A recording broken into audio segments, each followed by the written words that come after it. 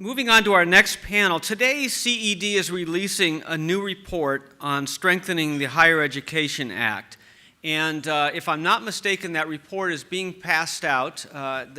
Got people moving around the room, so be sure that you get a copy. This is the release day for this report. Education and training beyond high school are more essential to success than ever before. We heard Larry Jensen talking a little bit about that earlier, but experts estimate that approximately 2/3 of American jobs will require some level of post-secondary education or training by 2020, which, by the way, isn't that far away.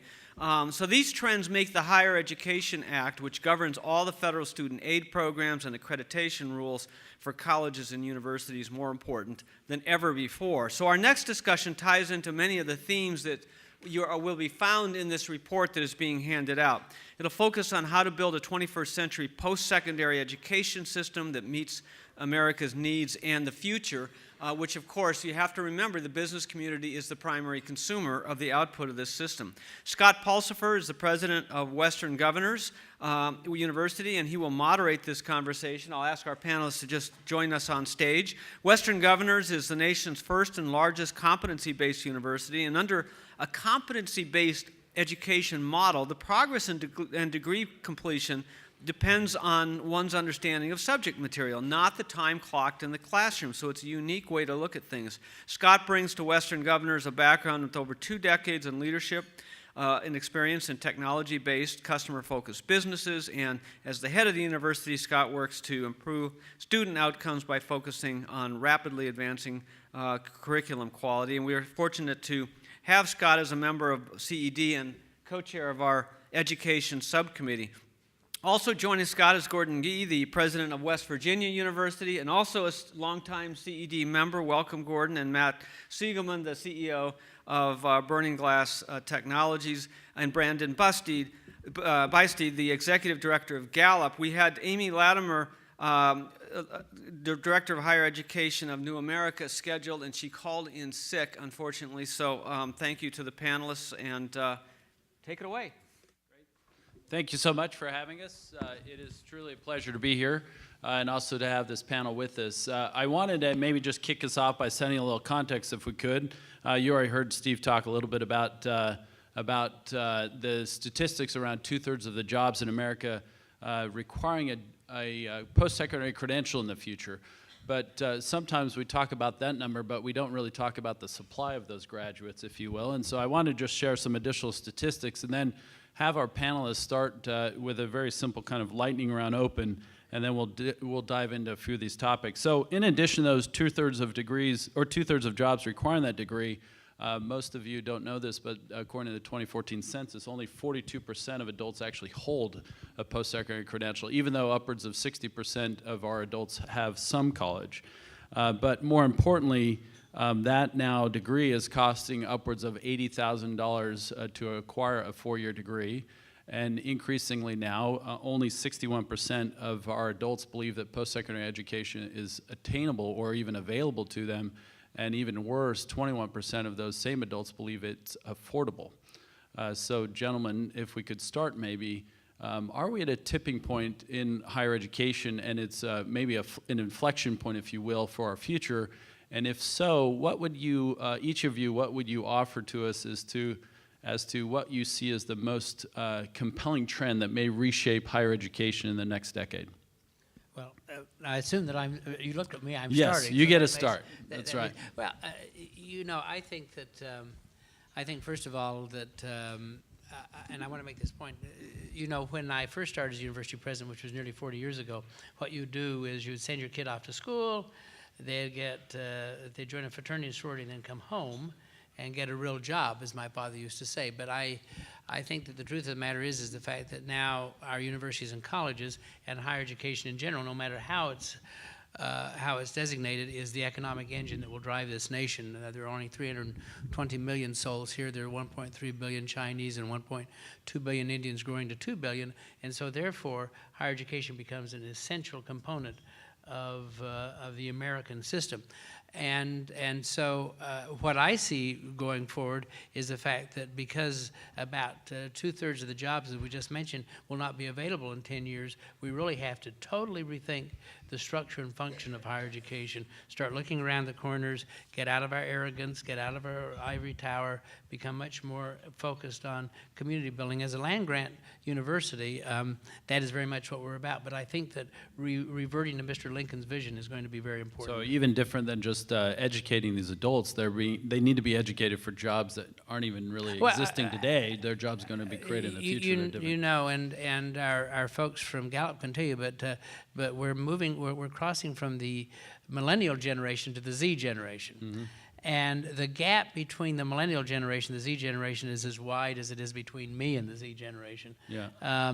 And that's a very wide gap, I might add. 40% of these kids have already started entering college now, have already started their own businesses. They don't want to work for anyone else. They have a much different attitude. So all of that means that how we think about what we're dealing with in universities has to be totally refocused. Yeah, yeah. Matt, what would you add to this? What do you think is the trend that's shaping the future of higher ed? I think, first of all, certainly agree that that we're at a tipping point right now. The silver lining of the very dark cloud of the Great Recession and the anemic recovery that's happened since then is that students and their families are asking really tough questions about the return on investment that they can expect from an education. And so as we think about both how we answer those questions and also how we not only prepare students for jobs of the future, but how we prepare workers for the jobs of today and for tomorrow, that means actually reshifting, to Gordon's point, the structure of a higher education to be about skills rather than degrees. Right now, we are very much oriented toward a degree landscape and a structure of big form learning. But increasingly in a dynamic job market, we need to make sure that people have an infrastructure for acquiring skills on the go. And we're not oriented in that direction today. Brandon, I imagine that from the survey and from Gallup's perspective that a lot of what even Matt mentioned may be playing out, but are there additional, what would be something else that's adding to the challenge, if you will, that you see? Well, I mean, the inevitable conclusion of all of Gallup's research on this is that we're very soon going to be entering a world where there's no such thing as school and work as independent facets or phases of life. And I'll expand a little bit just with a couple points. If you look at one of the secret sauces of higher education in terms of an experience somebody has in higher education that doubles their odds of being successful in work or rating their lives more highly later, it's having an internship where they applied what they were learning in the classroom. The problem, of course, is that less than 1/3 of all college graduates hit the mark on that, let alone evaluating how we're doing on that kind of indicator through our K-12 system, okay, which is designed to make students college and career ready. So my point about this is if we look at the ingredients of success in school or college, we look at the ingredients of success in work, they're actually one and the same. And we talk about the dynamic trends in the marketplace. I mean, the reality is that we're probably all going to have the demand of upskilling, reskilling, training, learning throughout our entire lifetime, right? So the idea that this just sits in a special period of time in our lives, right, I think is going to be a part of the past in the not too distant future. Yeah, so if it's the case that, I think Gordon, you started this, which is, if it's the case that those that are demanding the post-secondary educated worker, that they're expecting skills or micro-credentialing, et cetera, but the institutions that are currently providing the higher education are fundamentally not set up to do that. So what happens here? So are we at the cusp of a reemergence of new providers of post-secondary education that are not the traditional institutions? Or do the existing ones have to dramatically adapt and reform, if you will? What has to happen to help this mismatch get solved, if you will? Well, most universities are like elephants. They're big, they're powerful, they're slow, they're bureaucratic, and they don't want to change. And I tell everyone we've got to become a ballerina or we're going to become a dinosaur. And I don't mean a ballerina with a tutu or something like that. I mean we've got to really move very quickly. And that, of course, is almost difficult. Every time I talk to my faculty colleagues at whatever institution I've served, they say, well, you know, you can't do that. That's not the way they do that in higher education, as if there was some God-given formula for that. And the truth of the matter is change is absolutely essential.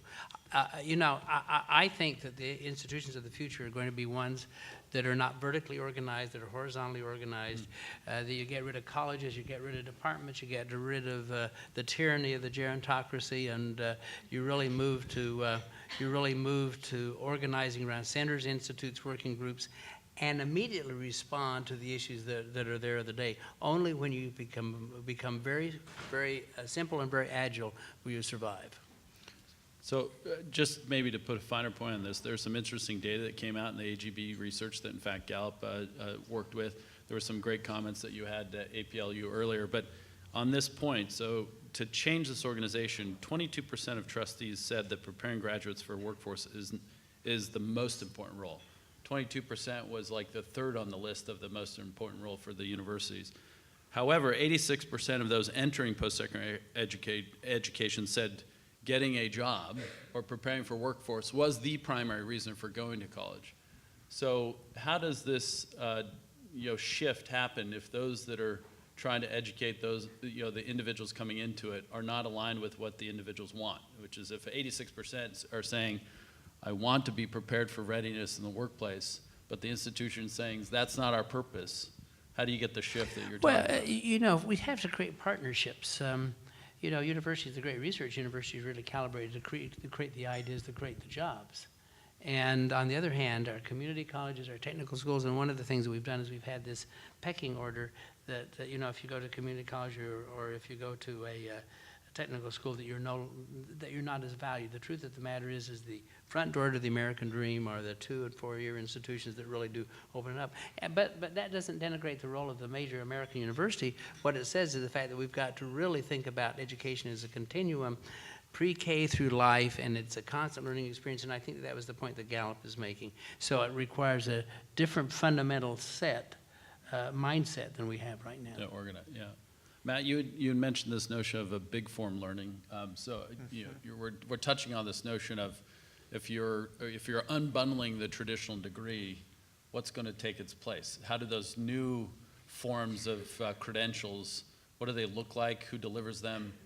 How's the institutions that exist today play a role in it? So first of all, in terms of that last part of the question, how the kind of role that institutions today play, I wouldn't say that traditional higher education institutions are down for the count. When you think about a university is a giant warehouse of content, of learning. Now, most universities probably don't like thinking of themselves as a giant warehouse of anything, but so we call it a treasure trove if we prefer.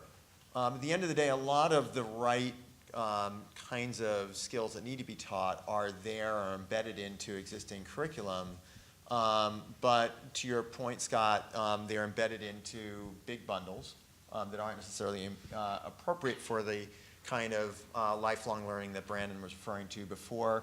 And just as importantly, one of the other key constraints right now is a constraint around vocabulary. It's one of these places where words really matter. And when we define what a course is about, we're used to thinking about sort of learning objectives, and we define them in very academic terms. And so what we actually have is a more than anything else, perhaps, a signal processing problem, as engineers would call it. It's not that employers aren't sending signals. It's not even that universities aren't sending signals, but they're sending them in the wrong language. Can't talk to one another. And so the ability first to unbundle a degree starts with being able to create, to map the language of academia to the language of the job market, the language that employers speak about the skills that they need. So I think that's sort of step one.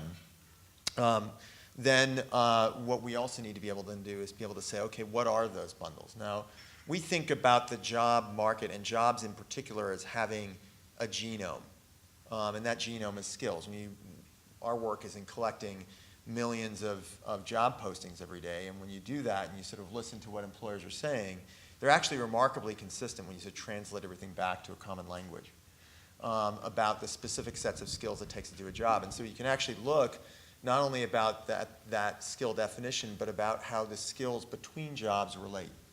If we've got a surplus of talent over here and we need people over here, here's the skill delta between the two. Now, once you've got the university and its treasure trove, or warehouse, as the case may be, of content, mapped to that language, you can write the prescription for learning and the university can fill it. Now, there may be alternative providers. Certainly boot camps have stepped in.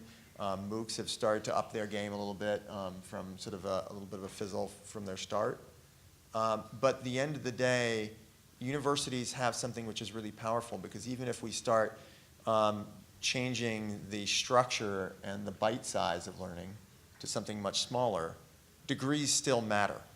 And so credential-based structures, or competency-based structures that allow people to acquire skills and over time ultimately earn a degree are still, such as what WGU does, are very powerful and are going to be powerful for years to come.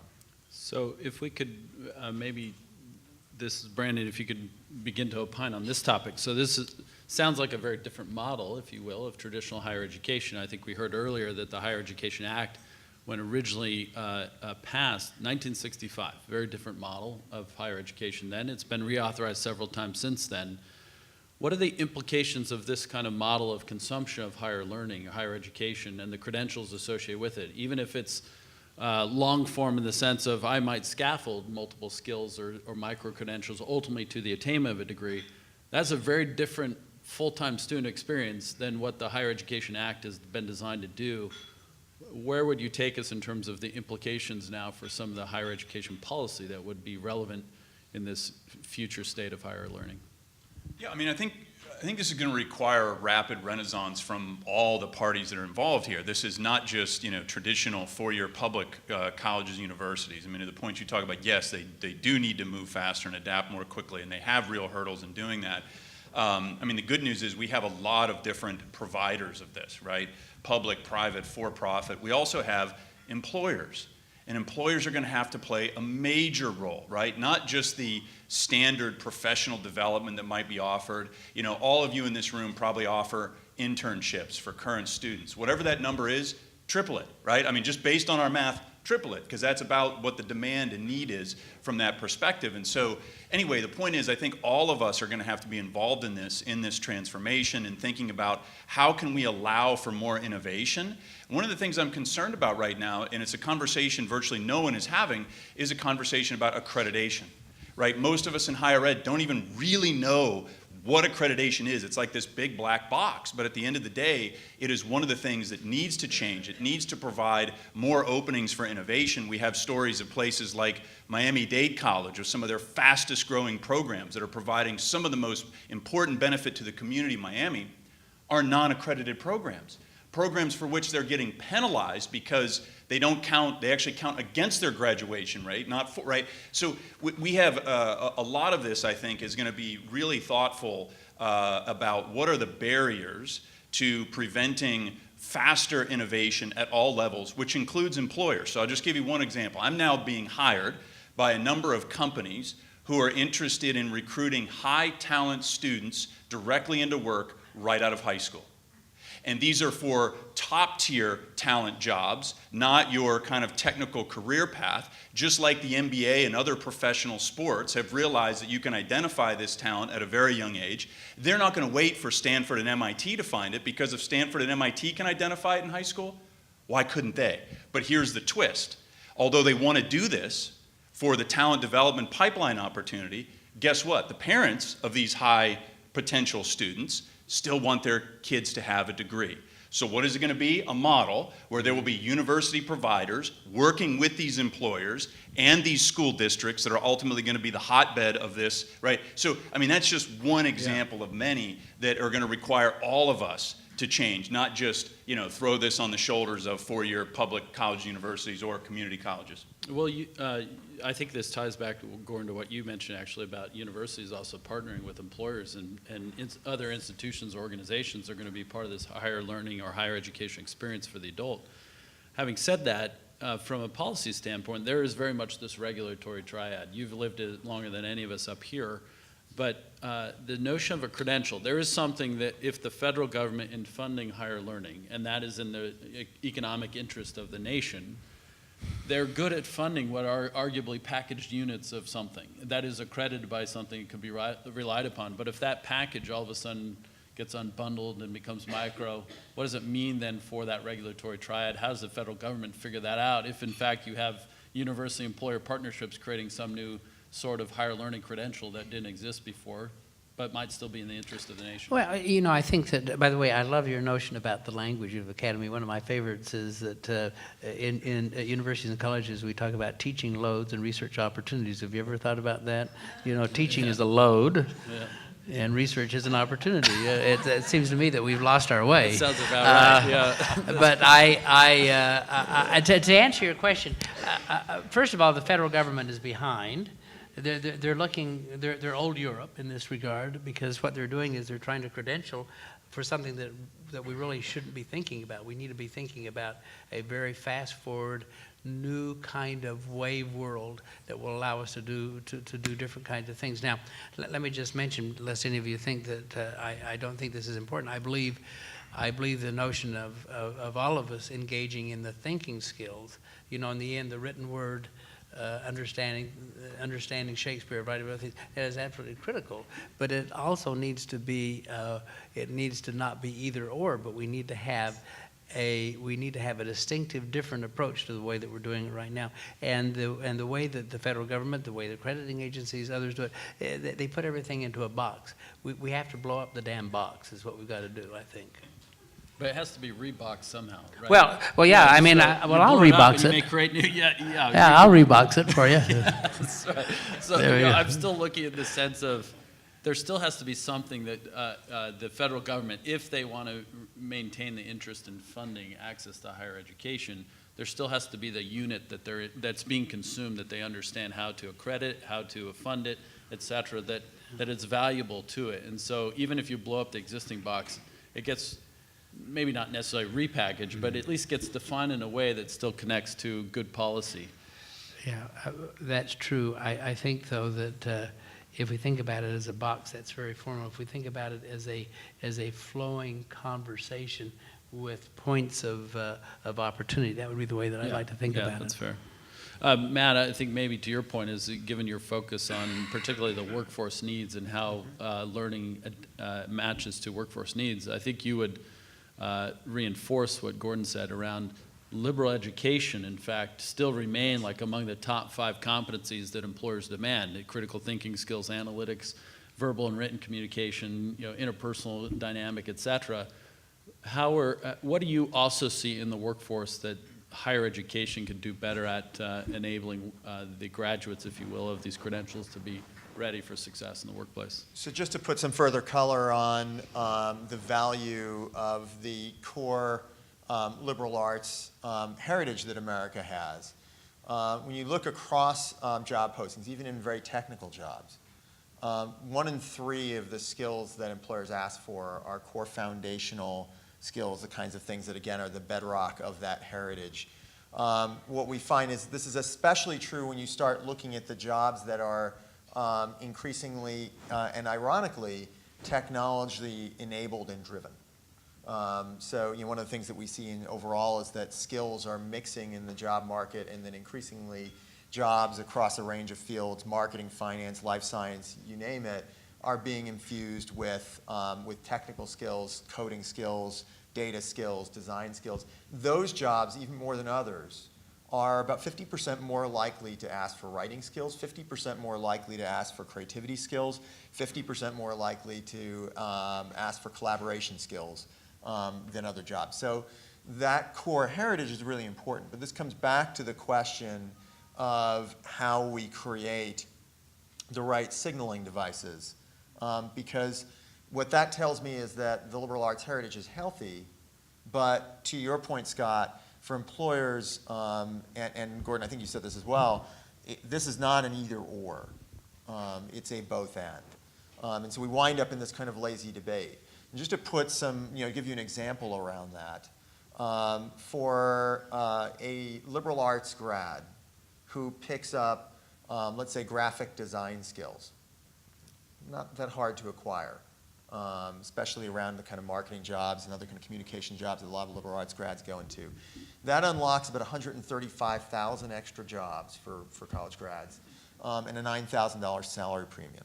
A psych major makes $42,000 as a national average. A psych major who has learned some statistical skills, done some statistical experiments, knows R or SAS, makes in the mid-60s. So this is really about making sure that people can have the visibility about what skills will differentiate themselves. They have the mechanisms to acquire those skills on the peripheries of their core academic program, and they have the signaling devices. Now, the signaling devices thing is a core problem here, and we've been talking sort of around this issue because the challenge here is this. There is already a lot of noise when it comes to certificates and other forms of alternative credentials and the like. Right? So intellectually, it makes all the sense in the world. We should create new badges. We should create certificates. What we know from looking at demand from employers is that even certifications, which are third-party issued, track demand for something like 2,500 of them, of which 90% of jobs that ask for certification, which is about 10% of all jobs, ask for one of the top 200, two-thirds ask for one of the top 50. There's already a long tail of certifications that have no currency with employers. Certificates have even less. So really thinking about how we help our graduates on top of a degree signal the skills that they've acquired is a key problem. So is that, I think that maybe draw at a particular point for everyone in the audience as well as those that represent like Gordon and myself from an educator standpoint. It sounds to me like, Matt, it's fair to say that the challenge doesn't get solved with multiple parties getting aligned across this, because even if universities are advancing the credentialing and the learning and the competencies that are in fact being possessed, if the employers aren't actually prepared to fairly evaluate those, you're still going to have a long lead time before in fact the system shifts overall. And I think part of that is the modern baccalaureate. I mean, it really emerged in the early 1800s, meaning a bachelor's beyond the teaching profession, that then became this imperfect filter by which employers then judge whether or not candidates are going to meet their criteria. But if all of a sudden that filter now starts getting created in a different way, and you're showing data that says employers are not even valuing those yet, so is this a chicken egg problem, which is who's going to go first? The employer valuing new credentials or the universities creating them? Well, I think, as with any egg, you got to know where to crack it. I think one of the problems that's happened in the past is that we've tended to approach this from a supply-driven perspective. Right? Okay, we've got students and they're learning certain things, and how do we credential all the different things that they're learning? And you wind up with graduates who have sort of a chest full of medals, so to speak. Employers don't know how to assimilate that. It's my scout sash, if I remember, like all those badges I got. That's what I'm going to put on. If we approach this from the other direction, say, where are employers hurting? Right? There are places where employers cannot get the talent that they need, where the existing supply chain is failing them. If we approach those pain points specifically, then we can create credentials that are more likely to get invested with currency sooner. Yeah, I mean, and to enforce a couple points that are made, right? This is where terminology really matters a lot. So about a month ago, I wrote an article about the disaster that is the brand of the words liberal and arts. Okay, I'm a huge fan of the pedagogy undergirding the liberal arts, and of course, only a liberal arts grad would use those two words in a sentence. That's right. So this isn't my critique of the value of the liberal arts. My critique is about the two words, okay? Because of course, to most of us, the word liberal, although its meaning is a liberal education in the sense of like, go back to Greek history, The problem is it just sounds political. And then, you talk about the number one reason why people pursue higher education, to get a good job. Guess what the word art implies? There will be no job. So you put those two together, and you truly have a branding disaster, okay? So, my point about this is that, it's a both-and conversation, right? Yeah. This is not just about pure technical skills, which, by the way, are going to need to be taught over and over and over again, right? In thinking about the changing economy, they are the fundamentals that, help power all of this. But having a much better way for how colleges signal that, how employers articulate that themselves, because this is a problem employers have. So a simple example, we all would agree we want people who are critical thinkers. Like if I said, hey, do you all want critical thinkers? Everybody's hand would go up in this room. And then, like we've actually done in our research, I might go around and go, well, what do you mean? And then I say, what do you mean? And I say, what do you mean? And guess what? Everybody all of a sudden starts to talk about very different things, maybe under the big, broad umbrella of types of thinking. But are we talking about original thinking, creative thinking, convergent thinking, divergent thinking, right? Those are all very different animals that have different applications in different roles. But, when we start thinking about that, we actually don't agree. We all agree critical thinking. We haven't done a careful job actually defining that underneath that broad term. I can tell you this, no liberal arts university is going to give you an honorary degree. I am assured that is the case. Yes, thank you. Maybe not even my own alma mater. They might take mine away.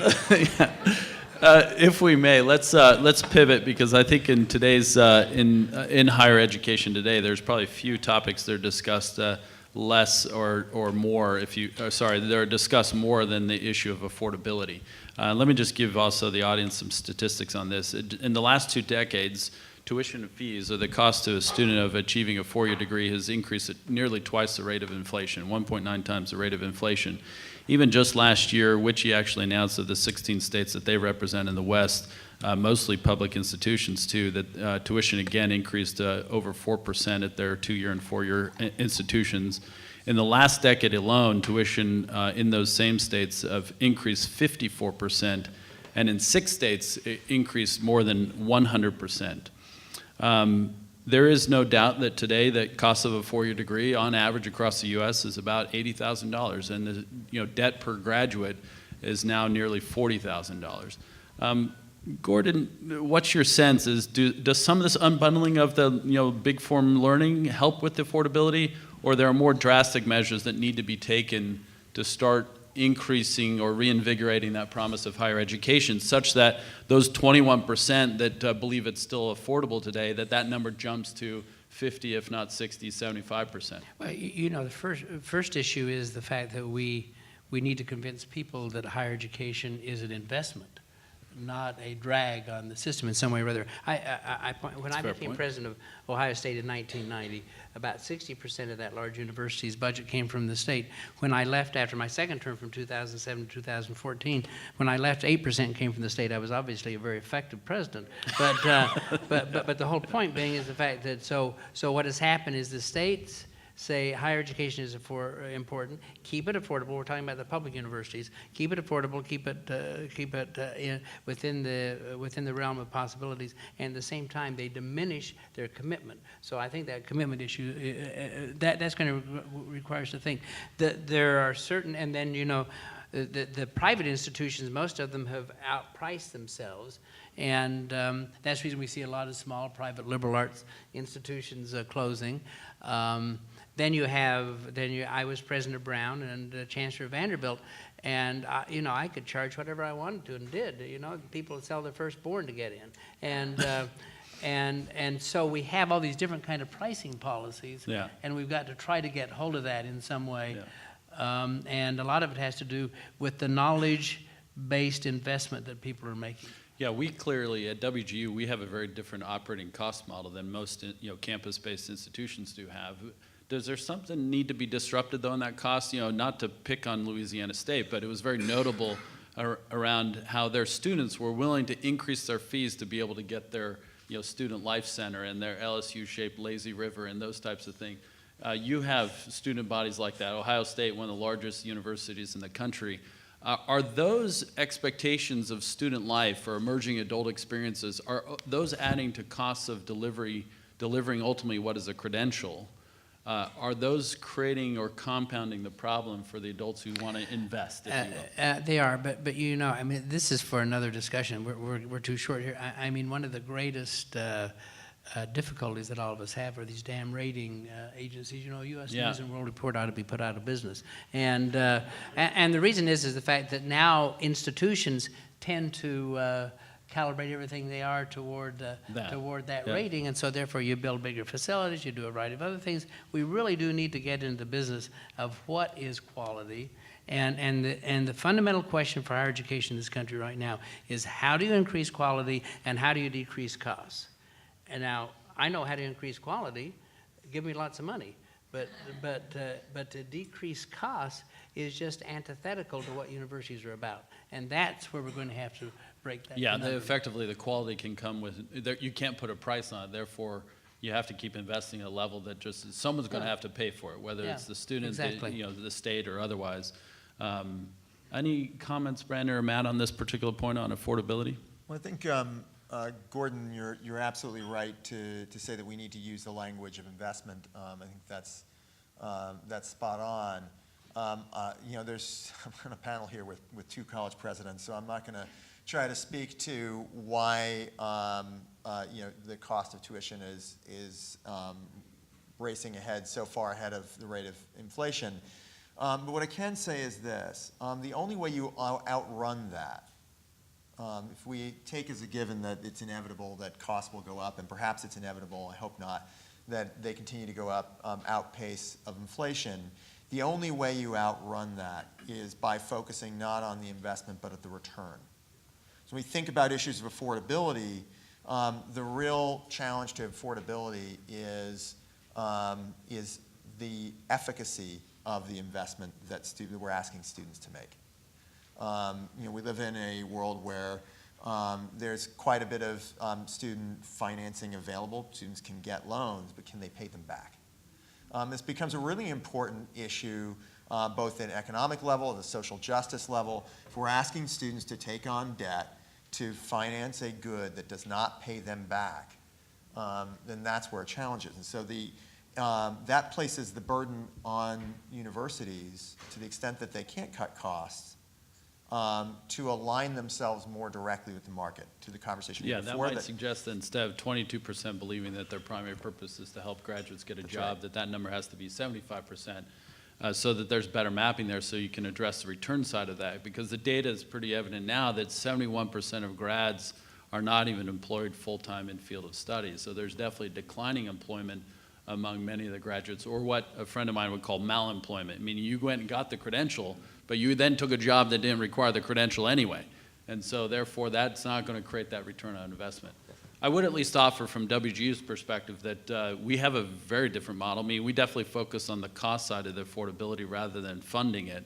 That we have been able to, you know, keep our tuition for a decade, or for nearly 9 years. We haven't raised tuition at all, and in net terms, it's actually gone down for our students because we focus entirely on the academic experience, also delivered entirely digitally and online.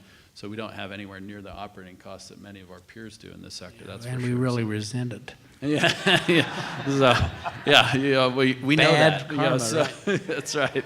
So we may have time for one or two questions, and then I also want to end with a lightning round, a kind of quick fact or fiction with the folks. If there's any questions out there, like's noted, I can't see any of you, so. I have a question. Is it working? Can you hear me? Okay, Carolyn Chin, former CED trustee. I am wondering whether the academic and corporate world even understand what the real questions are based on all the new technology that's coming up. Okay, so, you know, we've gone from for example, 80% of what a doctor does is diagnostics. That can be done by AI. We have replaced manufacturing jobs with robots, and in Japan, they even serve you meals with robots that take it to go to the table. In IT, in STEM, most of the jobs are in IT, but with machine learning, machines code themselves. Okay? So I think we've got a brave new world out there, and I'm not sure if people understand the revolution that's hitting us. So we went from the agrarian age with farm jobs to industrial age with manufacturing jobs to service jobs. Where do we go next? No jobs?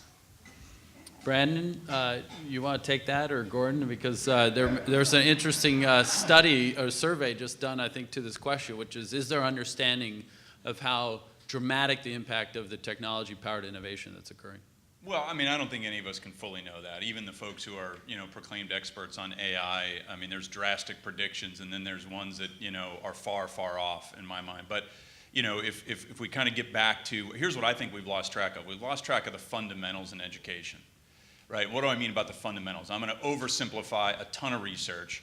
It's about relationship-rich learning and work-integrated learning.